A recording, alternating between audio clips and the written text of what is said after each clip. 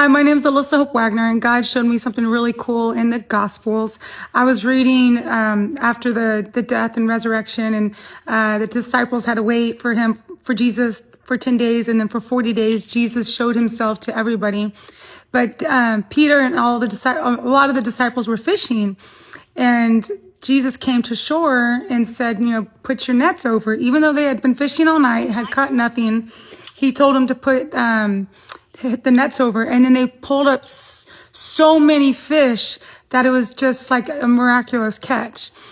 And it made me think of the first time they met Jesus, when Jesus was on the shore and he told Peter to put his nets over, and Peter said, "We've been working all night, but I'll put it over." And they did catch a miraculous catch of fish. But there's a difference between both stories. Besides the timing, one is before the cross and one's after. The first one, it says that the nets started to tear. And in the second one, even though the load was so big, the nets didn't tear. And what a net is symbolic of is your work. We're called fishers of men. So a net means your calling, your work, the things that you do for the Lord. And in the first catch, their net started tearing because they hadn't had this 3-year ministry with Christ, and Christ hadn't resurrected yet.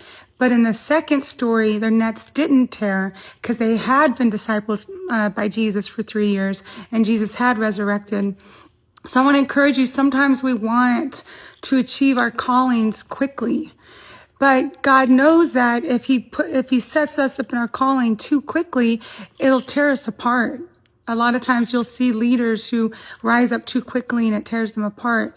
And so during that wait, he's discipling us, we're learning about him, and we're strengthening our character. So when we do pull up that miraculous catch, our nets won't tear, our identity won't tear, our calling won't tear.